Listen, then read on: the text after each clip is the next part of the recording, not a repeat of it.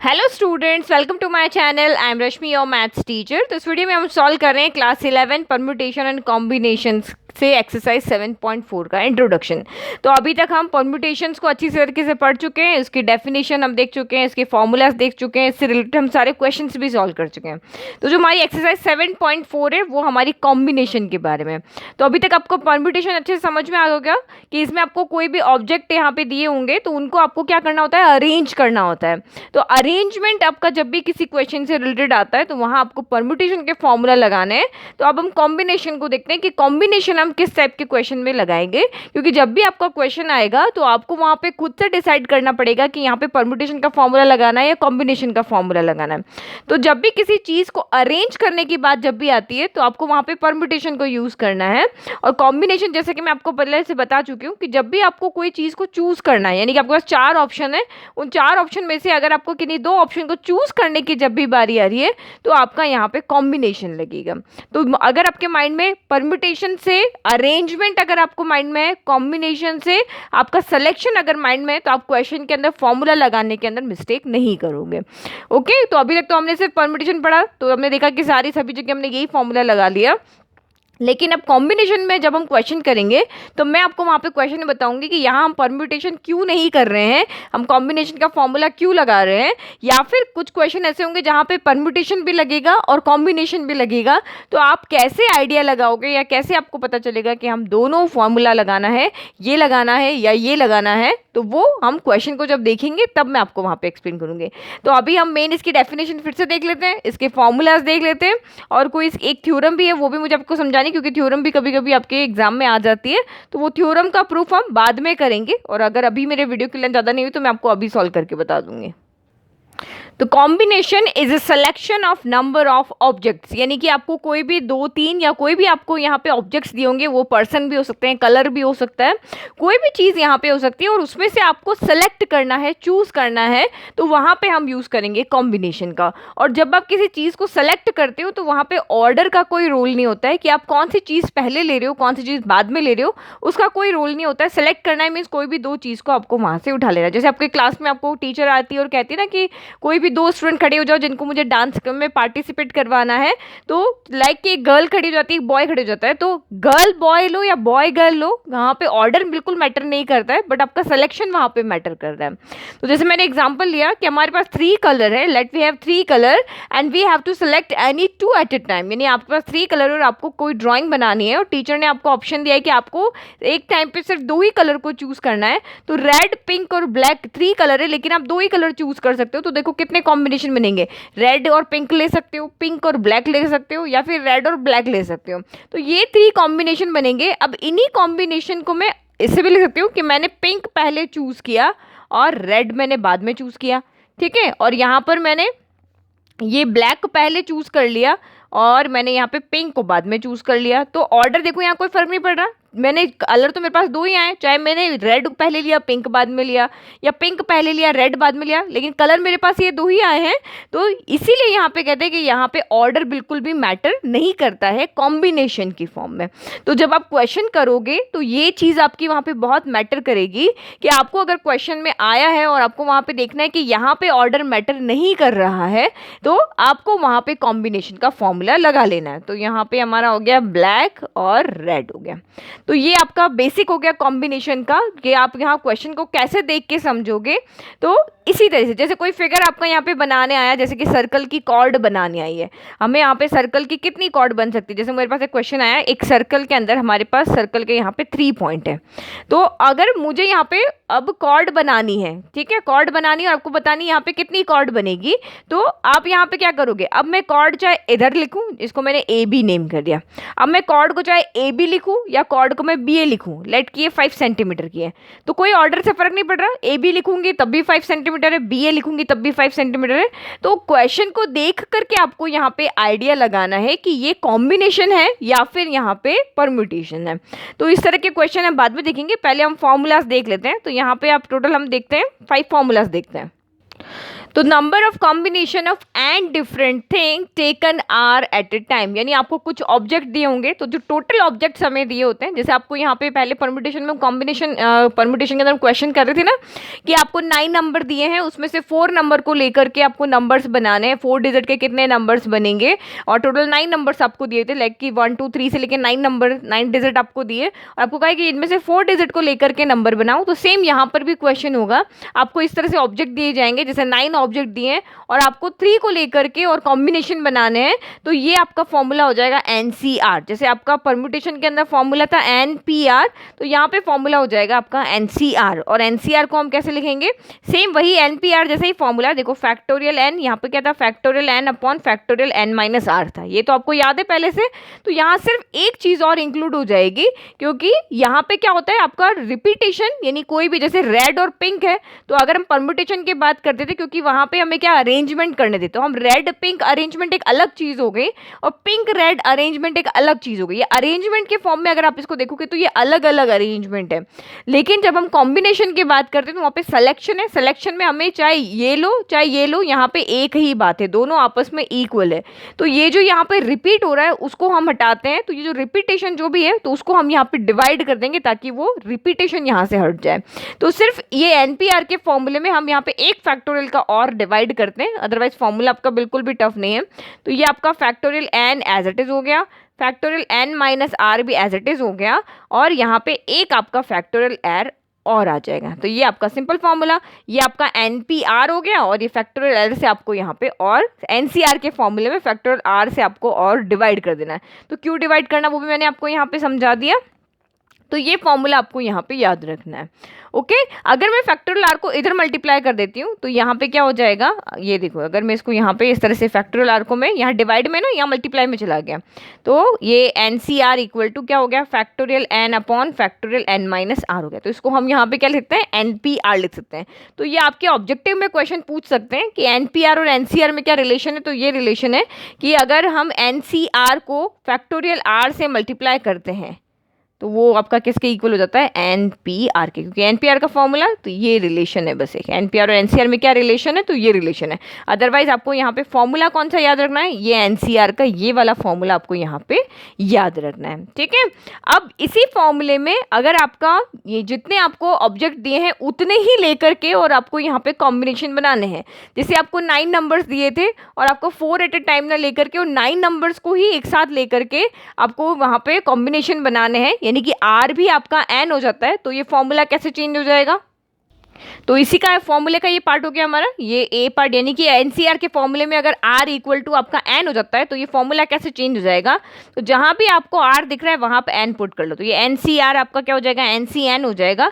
ये हमारा factorial n as it is है, यहाँ पे फैक्टोरियल एन माइनस आर है, यहाँ पे फैक्टोरियल एन माइनस एन हो जाएगा, और इंटू फैक्टोरियल आर है यहाँ पे, तो आर की जगह में एन पुट करना है। तो आप यहाँ पे देखो क्या हो गया, फैक्टोरियल एन से फैक्टोरियल एन सेम है आपका, कैंसिल हो गया, तो यहाँ पे क्या बचा, 1 अपॉन एन माइनस एन क्या हो गया, 0 हो गया। तो ये फैक्टोरियल 0, यानी कि होता है 2/2 कितना होता है, 2/2 आपका यहाँ पे 2 के टेबल में 2 आया 1 time, as it is factorial n के टेबल में फैक्टोरियल एन आया 1 टाइम, तो 1 अपॉन फैक्टोरियल 0 हो गया, और हमें पता है फैक्टोरियल 0 हमारा क्या होता है, 1 होता है, तो 1/1 यानी कि 1 हो गया। यानी कि जितने ऑब्जेक्ट आपको दिए हैं उन सभी ऑब्जेक्ट को लेकर के अगर आपको कॉम्बिनेशन बनाना है तो यहाँ पे कितने कॉम्बिनेशन बनेंगे, एक ही कॉम्बिनेशन बनेगा। आपको यहाँ पे 3 कलर दिए हुए हैं और आपको कहा कि तीनों कलर को आपको सेलेक्ट करना है, तो कितने तरीके से आप सेलेक्ट कर सकते हो, एक ही सिलेक्शन होगा ना, रेड पिंक ब्लैक एक ही सिलेक्शन होगा। यहाँ पे हम रेड पिंक और ब्लैक, ऑर्डर यहाँ पे मैटर नहीं करता किसको पहले ले किसको बाद में, लेकिन सिलेक्शन में तो तीनों ही कलर आ गए, तो सिर्फ एक कॉम्बिनेशन यहाँ पे हमारे पास बन रहा है। नाउ नेक्स्ट अगर आप यहाँ पे देखो, अगर आर आपका 0 हो जाता है, यानी कि हमें कुछ भी सेलेक्ट नहीं करना है, तब यहाँ पे फॉर्मूला कैसे चेंज होता है, तो अब हम इस r की जगह पे क्या पुट कर लेंगे, in nCr formula if r equal to 0, अगर ये r हमारा 0 हो जाता है तो एन सी, जहां भी r दिख रहा है जहां पे हमने n पुट किया था आप 0 पुट कर दो, तो एन सी 0 हो गया, ये हो गया हमारा फैक्टोरियल n, और ये n माइनस आर, तो ये हो गया फैक्टोरियल n माइनस 0, और इंटू फैक्टोरियल आर, तो इसकी जगह हमारा हो गया 0। तो अब देखो ये क्या बचा, ये हो गया फैक्टोरियल एन हो गया, एन माइनस 0 आपका फैक्टोरियल एन हो गया, और फैक्टोरियल 0 हमारा 1 होता है, तो फैक्टोरियल एन से फैक्टोरियल कैंसिल हो गया 1 टाइम, तो ये हो गया 1/1 इंटू 1 भी 1 हो गया, तो ये 1 हो गया। यानी कि अगर आप यहाँ पे अगर कोई जितने भी ऑब्जेक्ट दिए हैं उन सारे ऑब्जेक्ट को सेलेक्ट करते हो तब भी एक कॉम्बिनेशन बनेगा, अगर वहाँ पे जितने भी ऑब्जेक्ट दिए उसमें से आप कुछ भी सेलेक्ट नहीं करते हो तब भी आपका कॉम्बिनेशन यहाँ पे कितना बनेगा, एक ही कॉम्बिनेशन बनेगा। तो इस फॉर्मूला में आर कहाँ क्या क्या हो सकता है, तो आर आप यहाँ पे देखो, आर हमारा यहाँ पे 0 से बड़ा भी हो सकता है, 0 के इक्वल भी हो सकता है। अभी देखा आर यहाँ पे एन से छोटा होना चाहिए, एन से हमारा छोटा होगा, यानी कि अगर 9 डिजिट आपको दिए हो तो आर यहाँ पे उससे छोटा हो सकता है, 9 में से आप 4 डिजिट के बना सकते हो, 5 डिजिट का ले सकते हो, लेकिन ये और इसके इक्वल हो सकता है, बड़ा नहीं होना चाहिए। जितने ऑब्जेक्ट है उसी में से आप चूज करोगे, आपके पास 3 ऑब्जेक्ट है उसमें से 4 कैसे चूज करोगे। तो आर की क्या कंडीशन है यहाँ पे, ये 0 से बड़ा होना चाहिए, इक्वल हो सकता है, एन से छोटा होना चाहिए और इक्वल हो सकता है। नाउ नेक्स्ट फॉर्मूला जो हमारा इंपॉर्टेंट फॉर्मूला है उसको आपको याद रखना है, ये भी हम यहाँ पे यूज करेंगे, तो इसी के पार्ट हो गए। नाउ आपका ये सेकंड हो गया। एक फॉर्मूला हमारा ये था, अगर आपका क्या होता है, दो कॉम्बिनेशन आपस में इक्वल हो जाते हैं, लेट कि यहाँ पे एन सी आर इक्वल हो जाता है आपका एन सी आर माइनस 1 के, अच्छा सॉरी एन सी ए आपका यहाँ पे एन सी बी के इक्वल हो जाता है। ये भी एक हमारा फॉर्मूला, अगर आपके दो कॉम्बिनेशन आपस में इक्वल होते हैं तो ये फॉर्मूला आपको यहाँ पे यूज करना है कि अगर आपके दो कॉम्बिनेशन इक्वल होते हैं, एक एन सी ए कॉम्बिनेशन अगर एन सी बी के कॉम्बिनेशन के इक्वल हो जाता है तो यहाँ पे दो कंडीशन बनेगी, या तो ए इक्वल बी होगा, एक कंडीशन आपकी ये बनेगी या तो ये ए है वो बी के, जो आर की वैल्यू ना जहाँ आप आर रखते हो, जो आपका सिलेक्शन है कितने सेलेक्ट करने हैं, तो वो ए या तो ए बी के इक्वल होगा, या सेकंड कंडीशन अगर ए बी के इक्वल नहीं होता है तो एन जो होगा वो इन दोनों के सम के इक्वल होगा। ये आपको याद रखना है। अगर दो कॉम्बिनेशन आपस में इक्वल होते हैं, अभी हम क्वेश्चन करेंगे इस एक्सरसाइज में, वहां पे हम इसको यूज करेंगे कि दो कॉम्बिनेशन अगर आपस में इक्वल हो जाते हैं तो या तो दोनों के ये नीचे वाले पार्ट जो आर वाले पार्ट है वो आपस में इक्वल हो जाएंगे, अगर ये दोनों आपस में इक्वल नहीं है तो ये जो एन है यानी टोटल जो ऑब्जेक्ट है वो इन दोनों के सम के इक्वल होंगे, यानी एन इक्वल टू आपका ए प्लस बी हो जाएगा। तो ये चीज़ आपको याद रखनी है। फिर एक और चीज़ आपको यहाँ पे याद रखनी है कि आपका एन सी आर जो होता है, एन सी आर जो होता है वो n C r sorry n minus r के इक्वल होता है।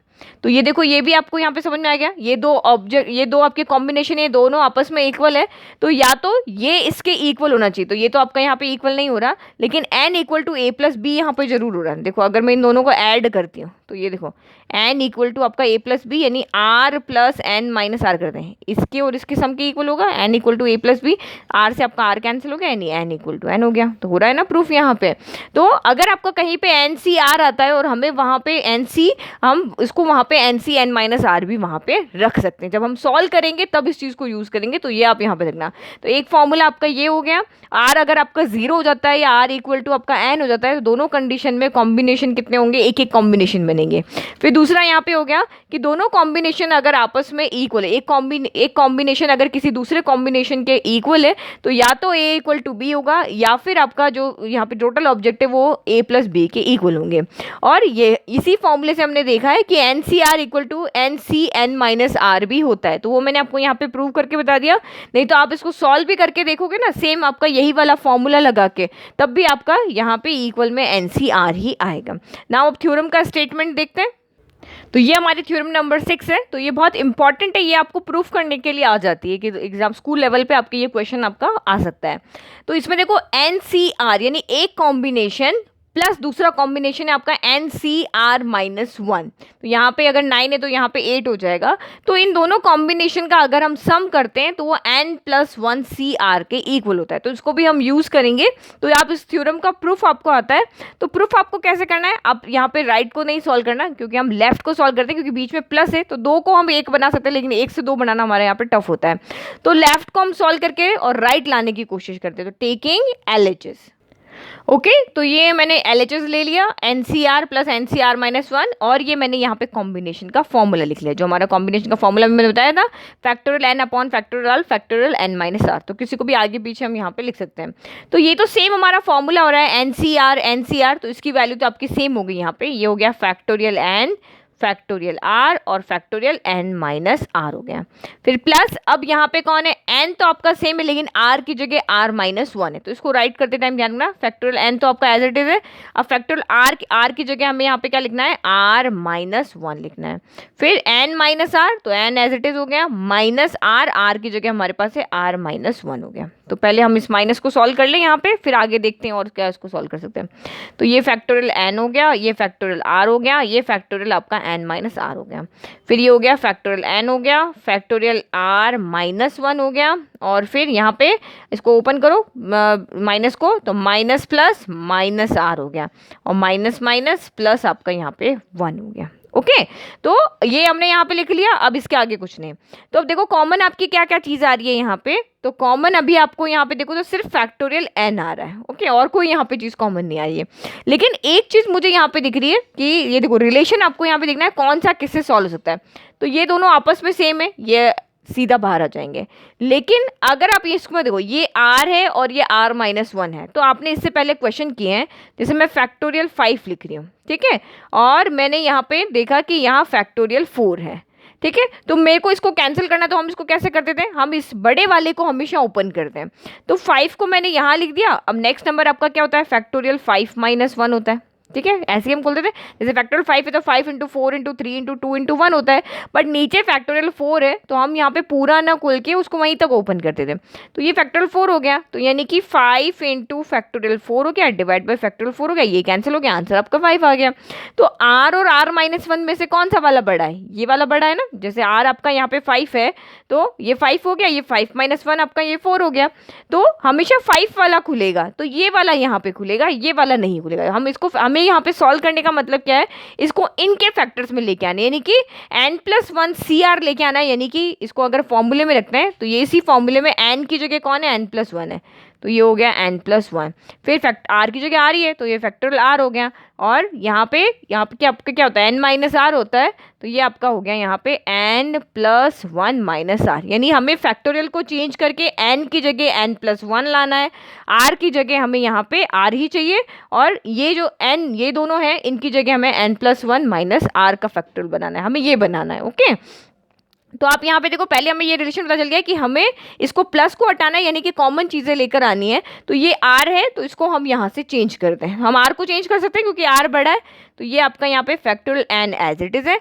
आर को कब तक चेंज करना है, जब तक कि आर -1 नहीं आ जाता। तो अगर मैंने आर फैक्टर से बाहर आया तो अंदर कौन बचेगा, 5 फैक्टर से बाहर आया तो अंदर 5 -1 हो जाएगा, और यहाँ पे आर फैक्टर से बाहर आया तो यहाँ आर -1 का फैक्टर हो जाएगा।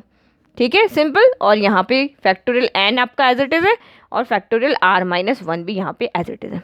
अब देखो n-r यहाँ भी है, n-r आपका यहाँ भी है। अब आप यहाँ पे फिर से डिसाइड करो कि इनका रिलेशन है आपस में, ये आपस में रिलेशन है, यानी ये इनसे कुछ थिंग यहाँ पे कॉमन आ सकती है।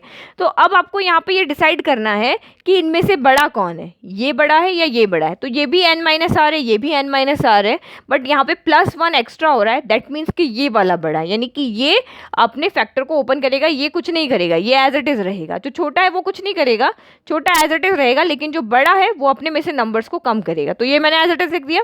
अब ये कम करेगा तो पहले तो जो ब्रैकेट में है या फैक्टर के अंदर है वही पहले बाहर आता है, तो n-r+1 तो फैक्टर से बाहर आ गया। अब अंदर कौन बचा, अंदर बचा है आपका यहाँ पे जो भी अंदर है उसमें से -1 कर दो, n-r+1 यहाँ पहले से इसमें से -1 कर दो, यानी 5 था तो 5 -1 किया, तो आपका यहाँ पे n-r+1 था तो उसमें से -1 कर दो, +1 से -1 कैंसिल हो गया, अंदर कौन बचा, n-r बचा। तो ये वाली टर्म ही हमें लेके आनी थी ताकि हम कॉमन ले सकें, तो हमारी तो यहाँ एक बार में ही आ गई, तो अंदर बच गया n-r बच गया।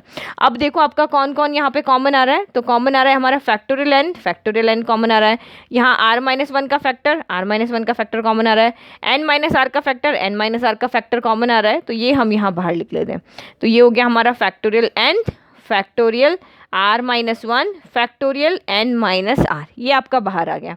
अंदर यहाँ से कौन बचा, यहाँ से 1/r बचा, और यहाँ से कौन बचा, ऊपर कुछ नहीं बचा तो 1, और ये बच गया n-r+1। ठीक है, स्टेप बाय स्टेप आपको समझा रही हूँ, इजीली आपको समझ में आ जाएगा, क्वेश्चन सॉल्व करोगे और अच्छे से समझ में आएगा। ठीक है, तो ये तो हमारा हो गया, क्योंकि हमने परमुटेशन में सेम इसी तरह के फॉर्मूलाज को ओपन करके सॉल्व किया है।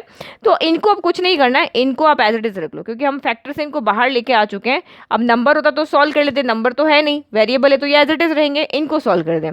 तो यहाँ कोई फैक्टर नहीं है, यहाँ हम यहाँ क्या करते हैं, एलसीएम ले लेते हैं। तो दोनों डिनोमिनेटर का प्रोडक्ट आपका एलसीएम हो जाएगा, r into n minus r plus one हो गया। तो यहाँ r तो है, ये नहीं है, तो ये जाके ऊपर मल्टीप्लाई हो जाएगा, n minus r plus one हो गया। देन प्लस बीच वाला ये वाला, फिर यहाँ पे n minus r plus one तो है बट r नहीं है, तो ये r आपका यहाँ पे ऊपर चला जाएगा। ठीक है, तो नेगेटिव r से पॉजिटिव r आपका कैंसिल हो गया।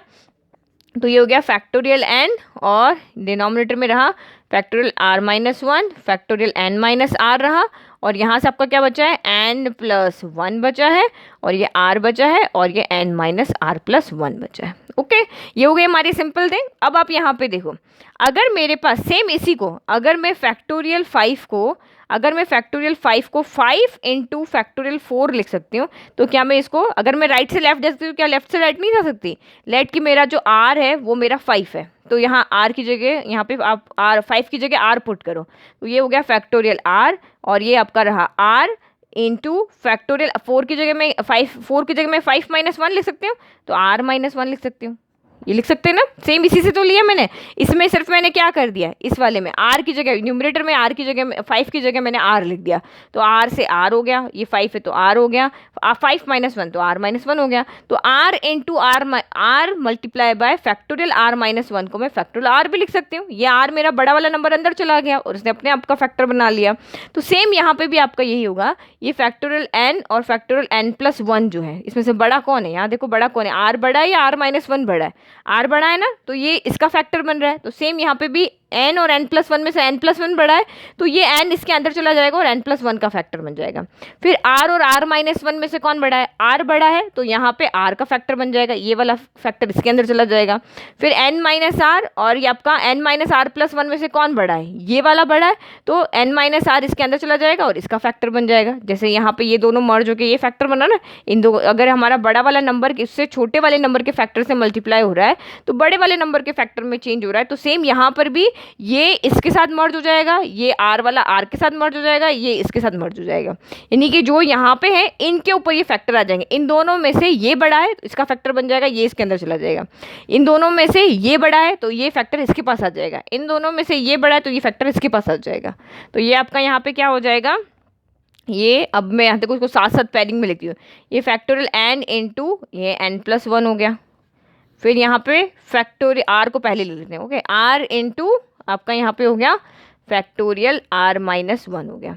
फिर ये एक और प्रोडक्ट, और यहाँ पे n minus r plus one हो गया, और ये फैक्टोरियल n माइनस आर हो गया। तो बस यही सोचो कि ये वाला छोटा वाला यानी कि 4 हटके इसका फैक्टोरियल 5 हो गया। फैक्टोरियल 5 के अंदर फैक्टोरियल 4 तो होता ही है, ठीक है, तो ये सेम यहाँ पे भी यही रहा। तो ये आपका यहाँ पे हो जाएगा factorial n plus one divided by factorial, इन दोनों में से ये बड़ा है तो फैक्टोरियल r हो जाएगा, इन दोनों में से आपका ये बड़ा है तो फैक्टोरियल इसके साथ लग जाएगा n minus r plus one के साथ में। तो आप यहाँ पे देखो, अगर हम यहाँ पे इस फॉर्मूले के अंदर, यानी सेम आप वापस ये वाला फॉर्मूला देखो, मैं यहाँ फिर से लिखती हूँ, NCR आपका क्या होता है, factorial n factorial r factorial n minus r, यही फॉर्मूला होता है। तो इसमें n की जगह पे कौन है, n की जगह पे है आपका n प्लस वन है, और r की जगह पे कौन है, r की जगह पे आपका r ही है। तो वैल्यू पुट करके देखो आपका क्या होगा, n की जगह मैं n प्लस वन रखती हूँ, तो ये पूरे फॉर्मूले को ही हम देखते हैं। तो आप यहाँ पे देखो n की जगह मैंने n प्लस वन रखा, तो ये हो गया n plus one, c r की जगह आ रही है, n की जगह n प्लस वन रखो तो फैक्टोरियल n प्लस वन हो गया, divide by factorial r as it is रह गया, और n की जगह n प्लस वन तो n प्लस वन हो गया, और ये माइनस का r हो गया। तो अब माइनस का r चाहे पहले लिख लो चाहे बाद में लिख लो, उससे कोई फर्क नहीं पड़ रहा।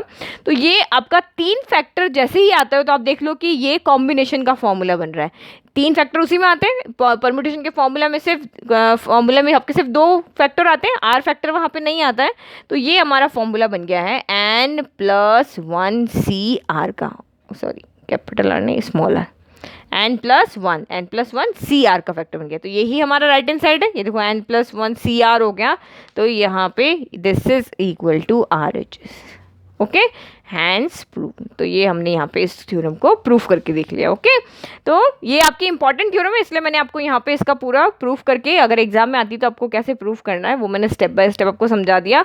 एक बार आप इसको देख के नोट कर लो और उसके बाद इसको बिना देखा देखा आप प्रैक्टिस करो। कहीं पे भी अगर आप रुक जाते हो, यहाँ नहीं समझ में आ रहा, फिर से आप वीडियो को देख लो या अपने स्टेप्स को देख लो, जो भी मैंने आपको यहाँ पे बताया वो आप साइड में यहाँ पे नोट करते जाओ, ताकि बार बार आपको यहाँ पे वीडियो देखने की जरूरत नहीं बनेगी। अपने नोट्स बनाओगे तो ईजिली आप इसको सॉल्व कर पाओगे। तो आई होप आपको ये पूरा इंट्रोडक्शन समझ में आया। नाउ नेक्स्ट वीडियो में हम देखते हैं इसके क्वेश्चंस। Thank you.